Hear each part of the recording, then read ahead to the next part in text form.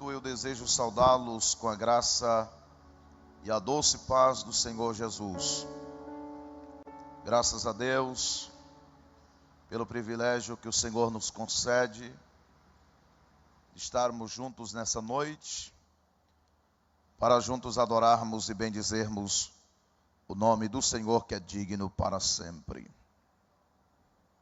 Quero externar gratidão a Deus dos céus por poder retornar a este santuário, louvar a Deus pela vida do pastor presidente, pastor Cláudio Honor, toda a sua família. Quero glorificar a Deus pela vida de toda a diretoria, pastores que compõem esse corpo ministerial, aos obreiros, levitas, músicos, adoradores. Deus tem uma palavra aos vossos corações nessa noite. Quero externar gratidão a Deus dos céus pela vida do pastor Lúcio Ribeiro, pela tamanha ousadia de me agendar, dada a minha tamanha pequenez, não só na estatura, mas também na desenvergadura espiritual, e nos dera uma receptividade calorosa. E fui também agraciado por Deus, viu, meu amigo Jefão? Eu ganhei até um presente que ele nos deu nessa tarde, esse belo e bonito sapato que eu estou usando. Orei ontem à noite pedindo a Deus um sapato e Deus respondeu rápido. E hoje à noite eu vou orar para que Deus faça um milagre rápido na sua vida também. Aproveitando que estamos sobre os pés, abramos as vossas Bíblias por gentileza. Quero ser fiel ao tema. Isaías capítulo de número 40, versículo de número 29 e o versículo de número 30. Quero louvar a Deus pela vida do Giliedson, é isso? Juliedson. Julierli. Com esse nome e mais uma escritura dá para comprar qualquer carro. Louvar a Deus também pela vida do meu amigo Jefão. Você está morando em São Miguel? Você veio para cá hoje para adorar a Deus. Você mora aqui? Maravilha. O Jefferson, nós já tivemos juntos ali em Serra de Campos, que não fica tão longe daqui. E também na congregação, num congresso, congregação pastoreada pelo homem mais branco da cidade, meu amigo, pastor Chocolate. Glória a Deus. Isaías capítulo de número 40, versículo de número 29 e o versículo de número 31. Todos encontraram? Diz assim a palavra do Senhor. É possível me dar mais um pouquinho de retorno aqui, por favor? Eu não gosto de falar muito perto do microfone. Dá força ao cansado, verso 29. Dá força ao cansado e multiplica as forças aos que não têm nenhum vigor. Os jovens se cansarão e se fatigarão. Os moços certamente cairão. Mas os que confiam no Senhor renovarão as forças e subirão com asas como águias, correrão e não se cansarão, caminharão e não se fatigarão. E você pode tomar assento, glorificando o nome de Jesus. Senhores, esse texto que tomamos por exposição é o tema central da campanha. E eu tenho por certo que Deus irá usar todos os pregadores que passarão por essa tribuna para ser boca de Deus, canal de Deus para abençoar a sua vida. Esse cenário que Isaías está aqui abordando nesses 3 versículos, os 3 últimos versículos do capítulo de número 40, trata de um cenário de uma tristeza por conta de uma profecia que Deus falara ao coração do próprio Isaías. o profeta Isaías foi levantado por Deus para profetizar em um período negro da história de Judá. O rei Ezequias recebe em sua casa comissionários que foram enviados por governadores da Babilônia. E em um momento de distração, Ezequias revela tudo aquilo que Deus tinha como arma de surpresa para qualquer enfrentamento de batalha. Ele leva os espiões para dentro da sua própria casa e vai mostrar os utensílios, a prata, o ouro, tudo aquilo que estava sobre o seu poderio. Ele vai mostrar para os espiões que estão vindo a mando do governador da Babilônia. Então, Deus fala com Isaías para levar uma profecia ao profeta Ezequias. O profeta Ezequias, em um diálogo com Isaías, ele conota na sua revelação que ele tinha abrido os tesouros que Deus havia lhe dado e havia contado os segredos para os espiões. Diante de todo esse cenário, o profeta Isaías lança a primeira profecia que Deus colocara em seu coração. Ele diz: vocês serão levados cativos para a Babilônia. Os seus filhos servirão como eunucos nos palácios dos reis. Essa profecia de Isaías causa um ambiente de assolação, de desânimo para toda a nação de Judá. A nação de Judá está agora diante de uma profecia que fora dada por Deus. Deus levantara Isaías e Isaías profetizou.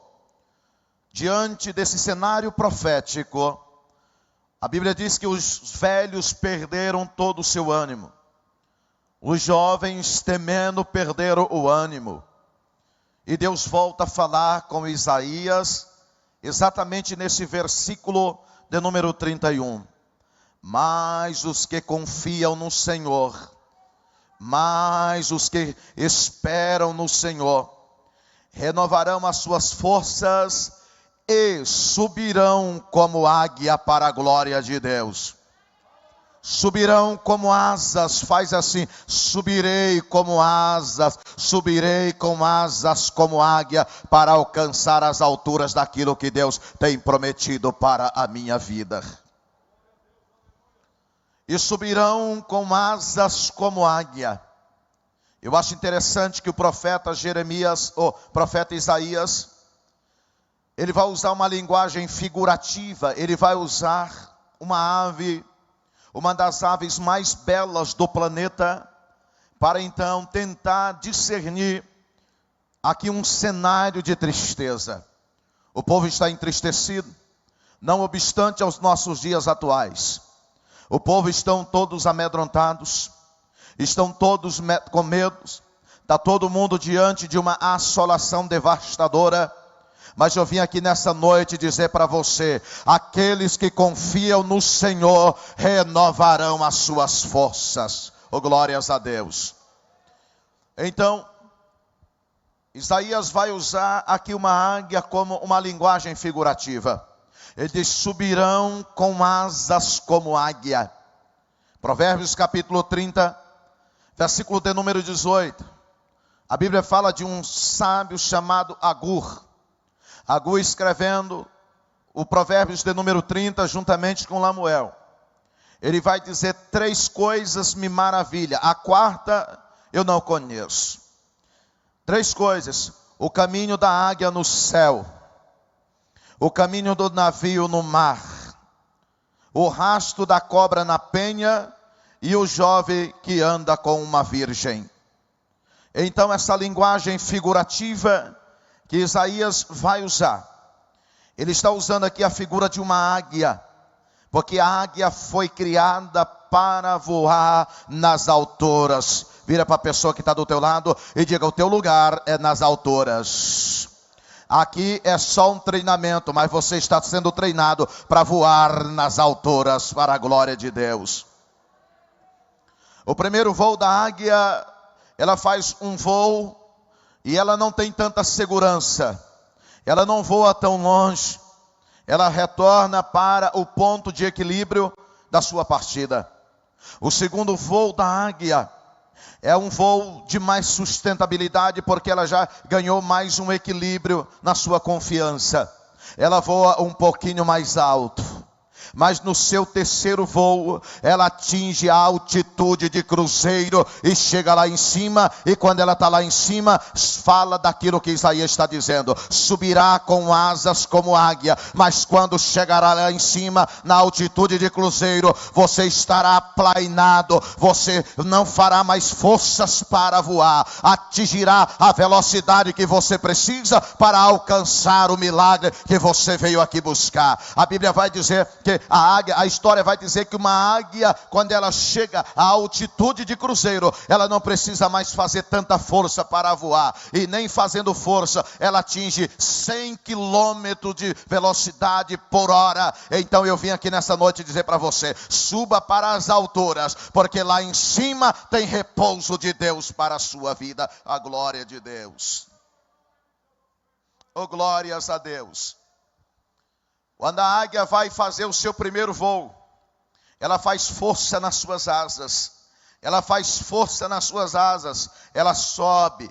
Mas no terceiro voo ela não precisa fazer tanta força, porque é a dificuldade que vai nos treinando para vencer as adversidades. É a dificuldade que vai nos treinando para subir as alturas. Vou dizer de novo, até você glorificar. É a dificuldade que vai te ensinar a forma de como você vai sair daqui nessa noite vitorioso e vitoriosa para a glória de Deus. Oh, glórias a Deus. Porque nas alturas é mais tranquilo. Nas alturas você está livre dos intempéries. Nas alturas você está livre dos predadores. Nas alturas você está livre de qualquer atentado contra a sua vida. Porque quando você está lá em cima, você reconhece, porque a sua visão está aplainada. É como se Deus estivesse dizendo: o momento de deserto na tua vida, tu não consegue visualizar o projeto que eu tenho para ti. Mas quando tu se esforça e chega às alturas, você tem a capacidade de ver o tamanho da promessa que eu tenho para a sua vida. E só aqueles que podem dizer glórias a Deus. Mas eu fiquei aqui tentando entender, e eu fui estudar um pouco sobre a águia. O nosso amado ali falou um pouco sobre a águia.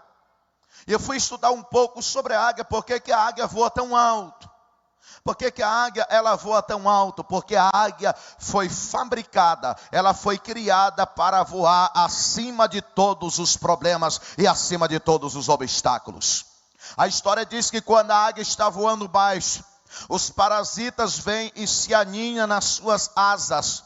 A águia não vai perder tempo com o parasita. A águia não vai tentar tirar um por um dos parasitas. A história diz que quando os parasitas vêm e começam a aninhar nas suas asas, nas suas penas, melhor dizendo, a história diz que ela sobe às alturas, porque quem não foi projetado para viver lá em cima, não tem a capacidade de viver lá em cima. Mas você é cidadão do céu, você está aqui na terra de passagem, você foi projetado para viver lá em cima, você foi projetado para viver lá nas alturas, porque é lá nas alturas que você vai ver a amplitude da bênção que Deus tem para você.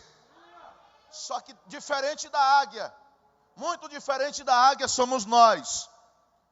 Eu disse que a águia não perde tempo com os parasitas que tentam aninhar nas suas penas. Quando ela sente que o inimigo, que os parasitas vão se aninhar nas suas asas, ela sobe a uma altura de 10.000 pés, equivalente a 3 quilômetros de altura.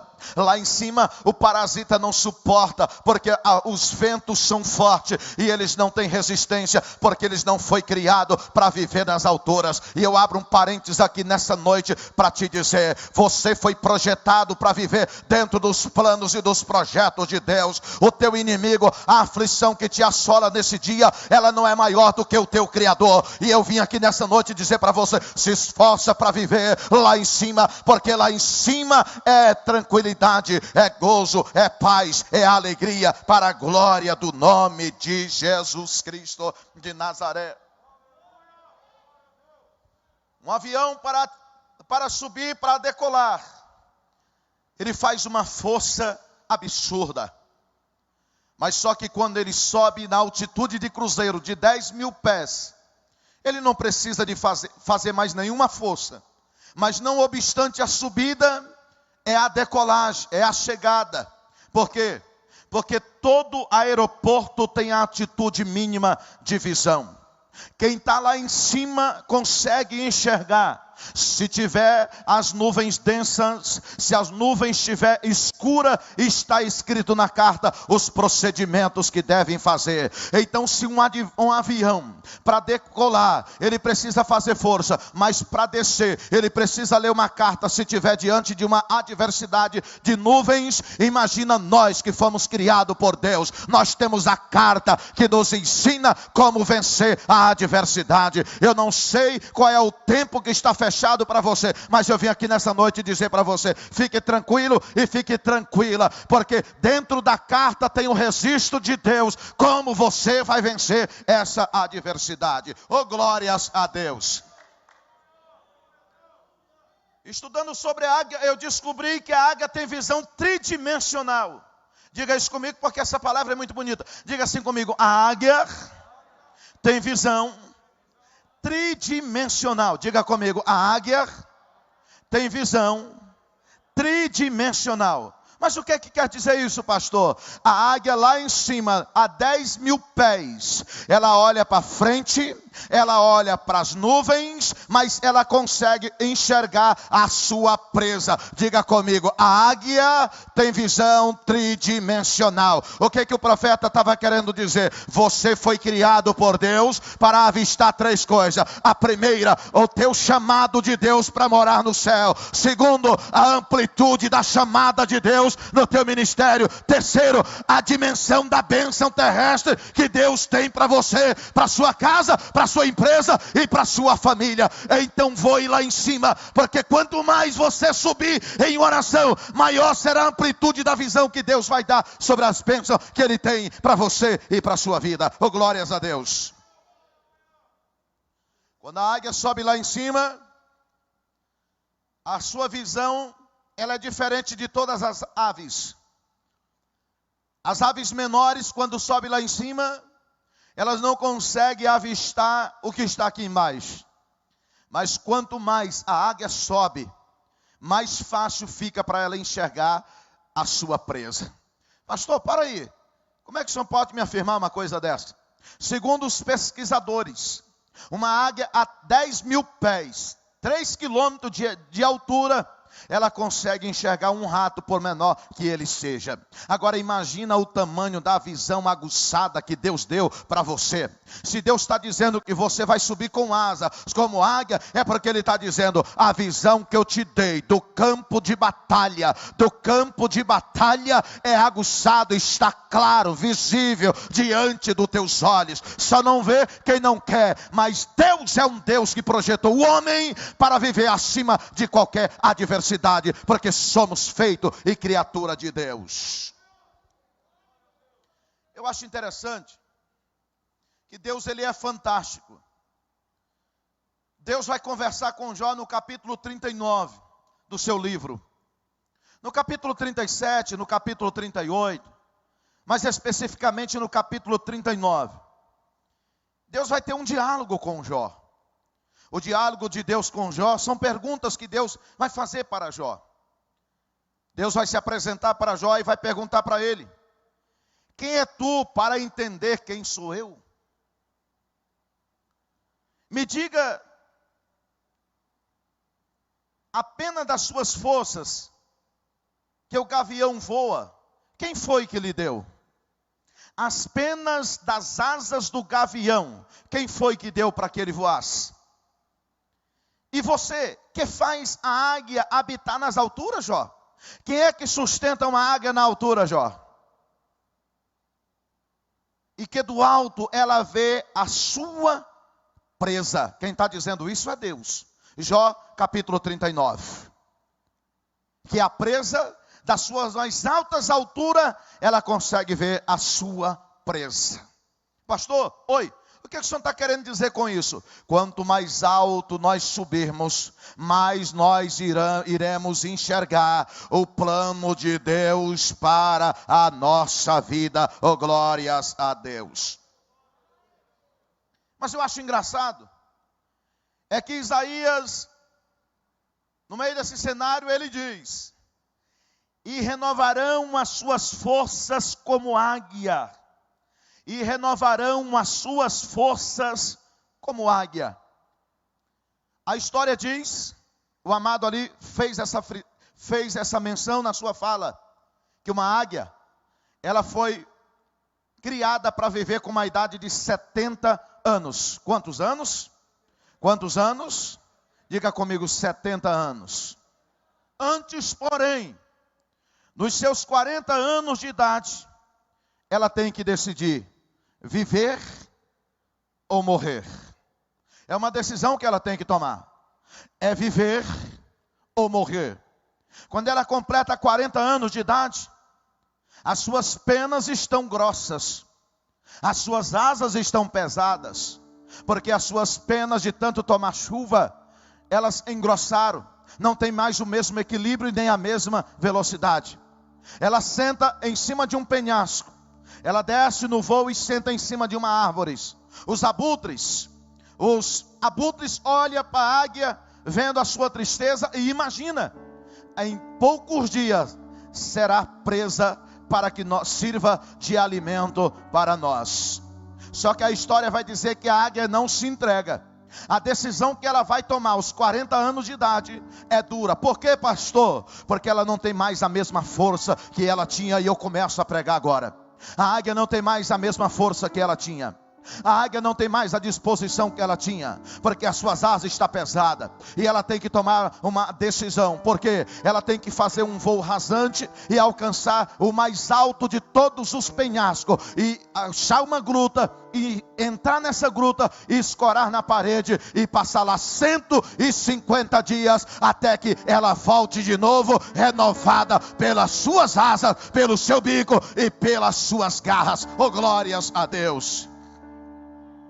Então vamos lá tentar entender. Eu fiz aqui algumas anotações para nós estudarmos sobre a águia. Ela vai subir para cima do penhasco. Ela vai entrar na gruta. Ela vai se encostar em uma pedra. A história diz que ali naquela pedra ela começa a bater o seu bico contra a rocha. Quanto mais ela bate, quanto mais ela bate, a dor vai aumentando. E a história vai dizer que o bico dela cai. Mas quando o bico cai, a dor é tremenda. O silêncio é ensurdecedor, porque ela está em cima de um penhasco. Ela está escondida, ela está na solidão, ninguém está vendo ela. Ela perdeu as forças, ela decidiu viver ali 150 dias. Mas pastor, como é que uma águia consegue ficar 150 dias sem alimentar? Eu não sei te responder, eu só sei te dizer que quem criou a águia com essa resistência foi Deus, foi Deus, foi Deus. E se a águia tem essa resistência, imagina eu e você, que a Bíblia diz que somos criaturas e a imagem de Deus, fomos feitos e fabricados para resistir à resistência do mal que virá sobre nós. Isaías está dizendo: e renovarão as suas forças como águia. É aquele momento que você não tem mais força para orar. É aquele momento que você não tem mais força para jejuar. É aquele momento que você não tem mais força para louvar. É aquele momento que você não tem mais força para vir na igreja. Aí o pastor está aqui, está com saudade do irmão. O pastor está olhando, caçando você, mas não está enxergando você. E aonde é que você está? Você escolheu para mim estar de pé. Para que nós possamos estar de pé, tem certos momentos que é necessário que nós ficamos isolados, conversando diretamente com o nosso Deus. Não, eu vou vou dizer de novo para você entender, porque você não entendeu ou eu preguei em inglês. Tem certos momentos das nossas vidas e nós perdemos tanto os nossos ânimos que nós não temos mais força para vir para a casa do Pai. Nós pensamos que a adversidade que está em nossas voltas, em torno de nós, vai sucumbir às nossas forças. Aí as pessoas que já não gostavam de você começa a apontar o dedo e começa a dizer: eu não disse que dali não sairia nada? Aonde está o irmão que cantava? Aonde está fulano que pregava? Ei, irmão, ele está na caverna falando com Deus, renovando as suas forças, orando, jejuando, lendo Bíblia. Mas espere mais um pouquinho, que daqui 150 dias ele aparecerá no cenário com as penas novas, com o bico renovado, com as garras novas e com força para voar, pregar a palavra de Deus.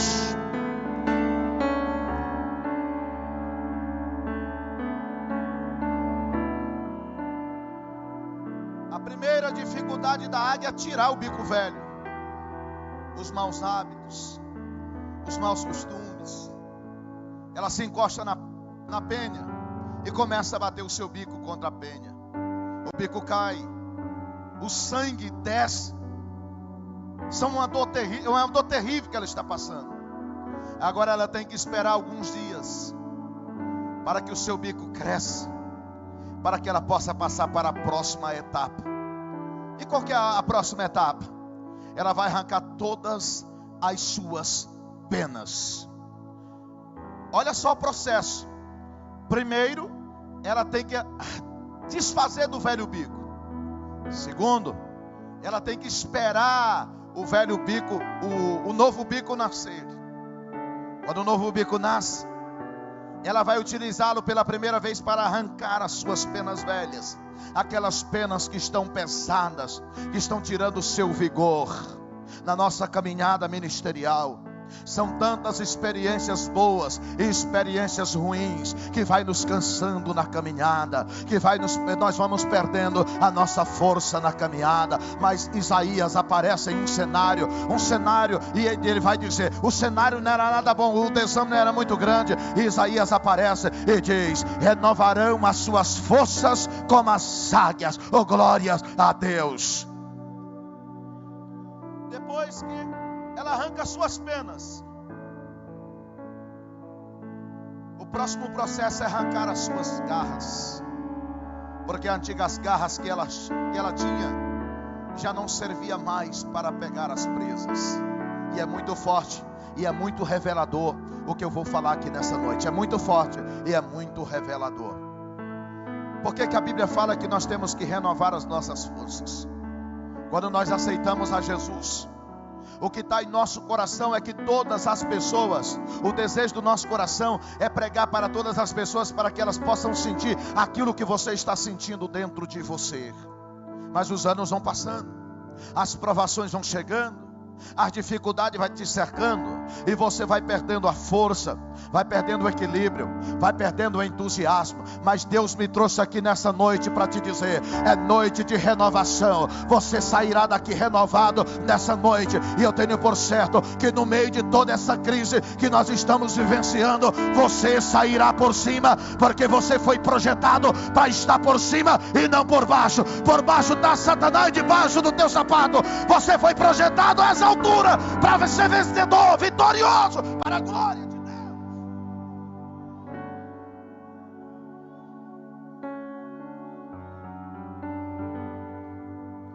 É naquele momento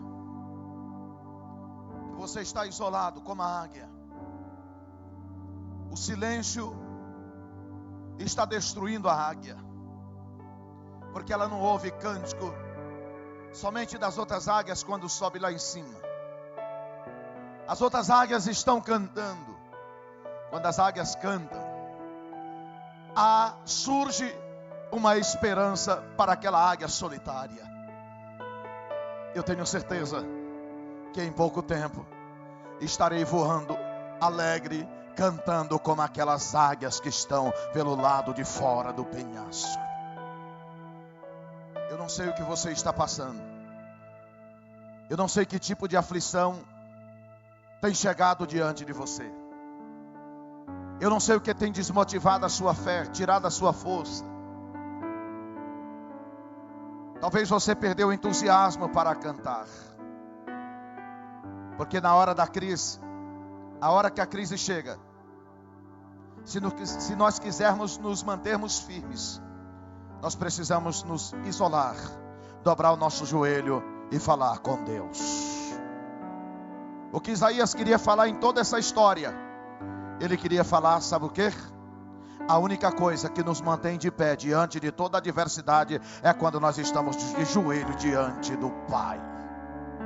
Eu vou dizer de novo: o que nos mantém forte, firme, vencedor diante da adversidade é quando nós nos isolamos e colocamos o nosso joelho no chão e começamos a falar com Deus.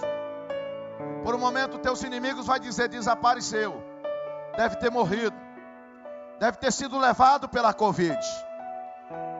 Quando ele está preparando para cantar no teu velório, porque você desapareceu, a qualquer momento vai chegar a notícia que você morreu. Quando ele está diante daquele cenário para cantar no teu velório, você aparece por cima, você aparece forte, você aparece revigorado, você aparece louvando, você aparece pregando, você aparece glorificando, porque quem te dá força é Deus. Mas existem momentos que nos entristece e nos tira a paz. E para finalizar, eu quero deixar aqui uma reflexão para nós nessa noite. Nós estamos vivendo diante de um cenário ensurdecedor. Os programas televisivos só falam de mortes, números de mortes que estão surgindo. Mas você está aqui nessa noite, são e livre para adorar a Deus. No século XIV, no ano de 1451, precisamente, estabeleceu-se, deflagrou-se a primeira pandemia na história da humanidade. Uma pulga que se origina na Ásia e é levada para a Europa, para a cidade de Eurásia, na Europa, que ficou conhecida como a peste negra, a peste bubônica. Os alunos estudiosos já estudaram sobre esse relato. Uma pulga que foi capaz de matar quase 100 milhões de pessoas na época. Ela picava a pessoa, com 3 dias, os órgãos das pessoas entravam em falência. E as pessoas aonde estavam? No meio da rua, dentro da igreja, dentro do banco, no supermercado, nas praças, caíam mortas, convulsionando, e ali mesmo dava o seu último suspiro. Foi um caso que assolou o mundo. Martinho Lutero está no seu gabinete pastoral. Uma comitiva de pessoas adentraram no seu gabinete e lhe fizeram a seguinte indagação: o que a igreja deve fazer diante de todo esse cenário? A resposta que Martinho Lutero deu, eu me emociono com a resposta que ele deu. Ele tinha conhecimento da devastação do vírus. Na época não tinha médico no mundo capaz de conter aquele vírus. Sabe o que Martinho Lutero falou? A pergunta para ele foi: o que a igreja deve fazer? A resposta dele foi: a igreja deve manter com as portas abertas. Os pastores devem continuar trabalhando, porque somente os medrosos e covardes recuarão no dia da aflição. Essa foi a resposta que Martinho Lutero deu. Diante do cenário que nós vivenciamos de 2020 até esse ano que ainda estamos vivenciando, As autoridades que tinham poder, a primeira coisa que eles fizeram foi fechar as igrejas. Por quê? Porque eles sabiam que a igreja era o único lugar onde a pessoa, diante de toda essa circunstância do cenário desastrosos que está lá fora, o único lugar que a pessoa poderia ser edificada através de uma palavra bíblica seria dentro da igreja. Então eu vim aqui nessa noite dizer para você: se coloque de pé. Eu vim aqui nessa noite profetizar na tua vida. Eu sei que você está temendo, você está com medo. Não quer vir para a igreja porque você está com medo de ser contagiado por essa doença que está lá fora. Olha, deixa eu lhe dizer uma coisa. Antes dessa doença chegar, eu já lia na Bíblia Sagrada que quem morreu por mim no Calvário foi Jesus Cristo de Nazaré. Quem garante a minha vida na terra é o sangue de Jesus Cristo de Nazaré.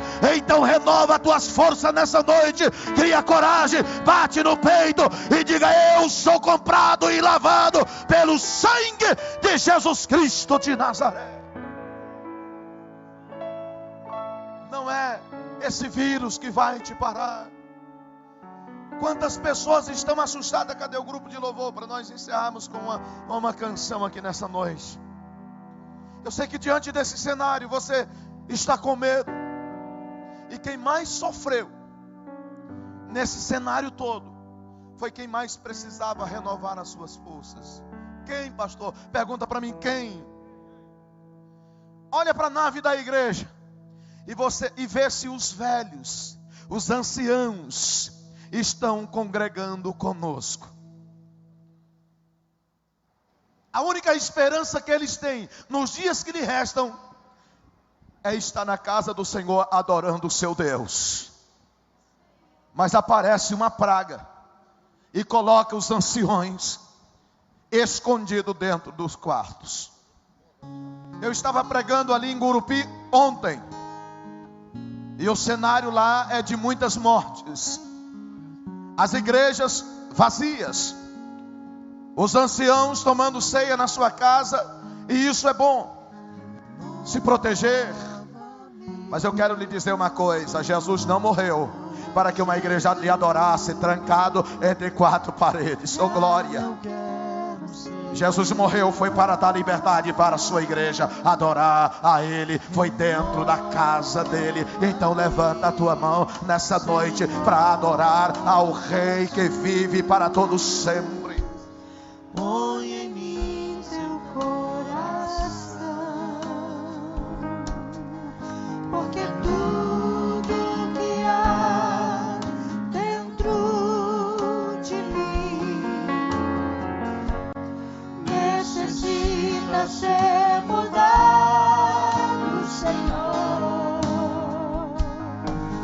Porque tudo que há dentro do meu coração necessita mais de ti. Quanto maior for a sua dor, maior será a tua renovação. Quanto maior for o teu deserto, maior será a tua consolação. Então Deus te deu o privilégio de estar aqui hoje nessa noite para adorar o nome dele. E ele está te comparando com uma águia. Você já viu a imponência de uma águia? Você já viu a beleza de uma águia quando ela levanta voo? Deus está dizendo: a praga está assolando, mas você está voando nas asas da graça do Espírito Santo. Você está por cima de toda a adversidade. Levante a tua mão para adorar. Necessita ser mudado, Senhor. Porque tudo que há dentro do meu coração necessita mais de ti. Senhor, quero ser como tu. O Espírito Santo de Deus está aqui nesta noite. Quero Você ser pode tocar como nele nessa noite. Toca no Espírito Santo. Deixa o Espírito Santo de Deus tocar em você. Abra o seu coração e fala para ele nessa noite. Quero ser como águia. Quero ser como águia. Me conduz às alturas, Espírito Santo. Que eu possa voar alto. Que eu possa levantar voo e voar alto nesta noite. Para a glória de Deus. Deus está abrindo a tua visão nesta noite. Deus está aplanando a tua visão nesta noite. Para que você consiga ver quão é grande a promessa que Ele tem na tua vida.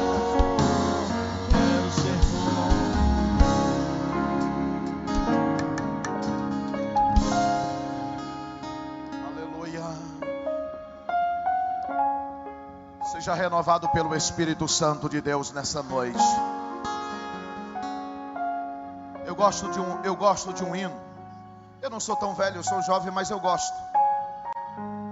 Todas as vezes que eu prego em congresso, eu acostumo finalizar a minha fala com este hino. Tudo pode estar assolando você, mas o que alegra a igreja é a letra desta canção. Breve no céu, Jesus há de aparecer em gloriosa luz. Vamos de ver aquele dia, então eu hei de receber de Cristo galardão. Oh, que Prazer.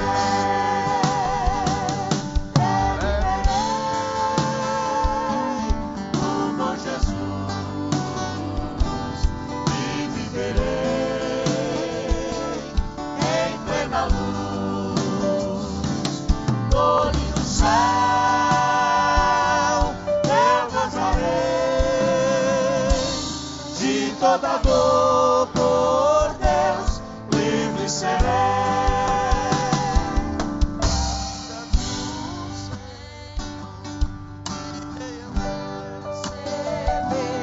Do seu eterno. Essa é a Assembleia de Deus. Essa é a Assembleia de Deus, que não se curva diante das adversidades. Essa é a Assembleia de Deus. Esse é o povo que adora a Deus. Vida celeste, luz de Jeová. Viverei